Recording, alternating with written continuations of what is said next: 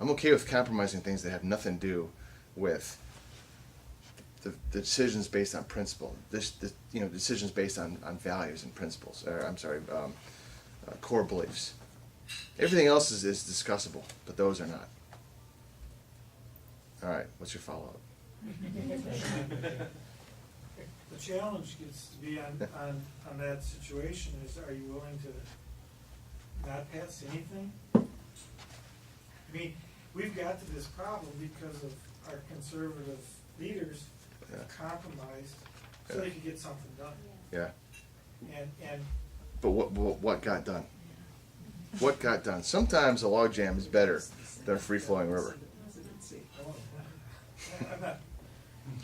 Yeah. Again, I'll tell you right now. I'll look square in the camera and tell you that if a question ever arises that causes me to have to to make a decision based on my values and principles, I will not compromise it. I will not compromise that. That's where duty, honor, and country comes in. That's where the oath I took to support and defend the Constitution of the United States comes in. That's where your expectations of me can never waver. And holding me accountable for that can never change. Oh, Ruth Ann, yeah, go ahead. Tonight on Mark Levin, I was just hearing something about a portion of the border, I don't even know, Texas or something, that's ecologically sensitive, and that the government won't let our border patrol that area. What's not ecologically sensitive anymore, right? I mean, geez, the parking lot out here is ecologically sensitive. Right. So, it's ridiculous to think then, though, that the illegal immigrants are crossing over in this area, but we can't control there. I mean, this whole border and immigrant issue right now is just getting so ridiculous. What are you going to do about pushing for? I'm going to fix it. What? I'm going to fix it. Here's how you fix it. First of all, you close the border right now. You make it so that it's impossible for people on foot just to come here illegally. But maybe more importantly than that, you stop giving them incentives to do so. Right? And there are a lot of incentives. There are positive incentives, negative incentives that bring illegal aliens here. Two of the most egregious ones are the benefits that our government just extends them for being here. Whether it be in-state tuition, our schools, or health care, or housing assistance, all those things play into it. The flip side of that, of course, is not seriously punishing employers for bringing them into their companies and working for lower wages than what Americans work for. So that's part of it. Another part of that is that we give them an incentive to come here illegally because it's so cumbersome to come here legally anymore.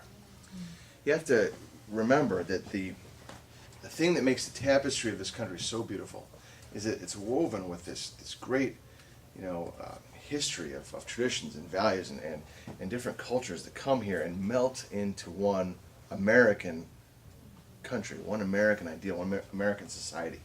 And what we've done is we have taken that tapestry and really kind of torn it apart, disregarded it, because we've made it so difficult for people to come here and bring their traditions and cultures and values with them and melt into what our society is, and instead created this black market of immigration, which is all illegal. So we've got people coming here from all different countries illegally, which causes a huge cornucopia. You picked the word. A huge issue with so many national security issues, economic issues, healthcare issues, because we've got all this unpredictable population, data points out there to try and contend with. So moving on from that, then what we need to do is we need to find all the people who are here illegally, document them, and fine them for doing so. The ones who are here illegally and committing crimes, we send back to their home country. No ifs, ands, or buts about it. And then after making the process easier for them to come here legally, then we encourage them to actually melt into our society, not create little individual miniature countries where they came from. So they're flying their own flag again. They're flying the American flag, and they're sharing their culture. They're sharing their traditions with us, so we can all become better. Well, actually, though, sending a criminal back to Mexico, knowing that they're not going to maybe do anything down there, just allows them to come back up here again without Well, if we send them down there, First you have to seal the border. Well, right, right, that's true. bingo, yeah. So it make it more difficult or impossible for them to come back. Andrew, you're next. Where do you stand on the birth issue as far as the anchor babies? that need- well, as far as if you're born Yeah. in the United States, you automatically are a United States citizen, Yeah. regardless of whether or not you belonged here, whether, I mean, Yeah. if your parents were not American citizens, it seems quite illogical to me. And I think I heard today that Right. we are one of only 2 countries which allow citizenship to Yeah. babies that are born to. Yeah, the original intent for that, of course, was to increase the number of slaves in America, right? To make the slaves legally here, which was wrong then, it's wrong now. It's applying the same standard to a different problem. Neither one of them were proper. I think the anchor baby issue needs to be eliminated.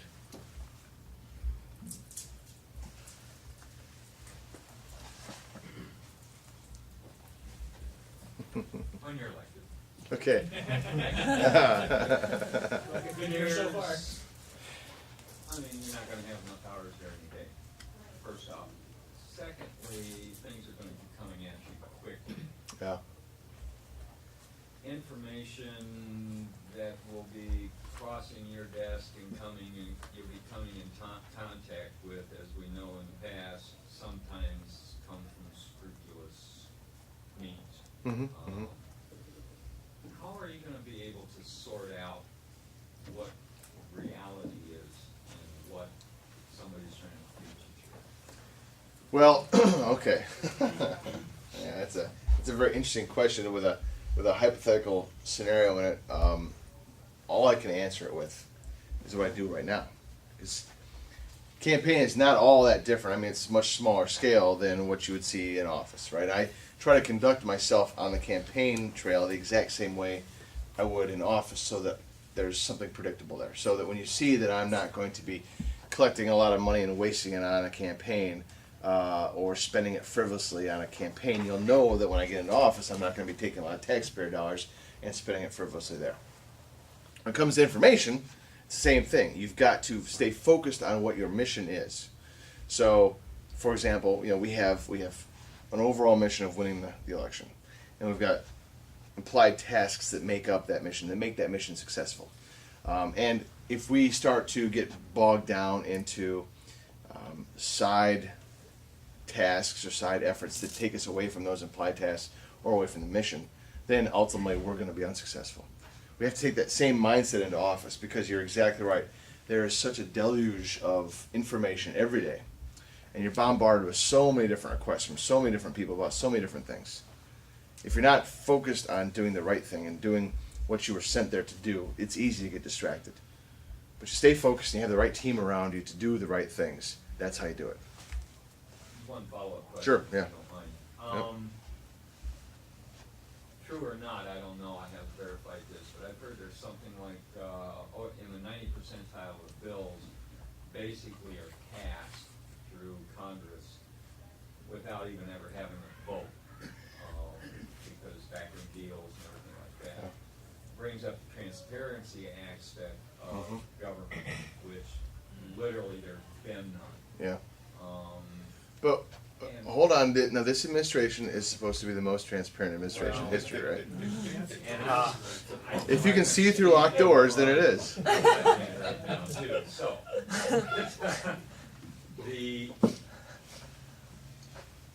the reason why I kind of tie these two together is because they're referring to information that they have that nobody has any access Right. to, or it's so buried that you have to have 32-line web access, address to get to it. And those kinds of things have been done in the last 18 months Yeah. to an extreme that nobody knows about. Mhm. The second thing is, in the last 18 months, we've had some of the most expensive bills Mhm. and expensive programs pass through on, as we're beginning to find out, very dubious, some dubious data that was behind all of it Mhm. too. Mhm. Nobody can question the data because you don't know where it comes from Yeah. and how it's manipulated. So I just throw it out there for you to think about more than anything else. I wanted to see what you were at. Well, Secondly, yeah, okay. I mean, there's a huge problem with our elected officials not doing due diligence.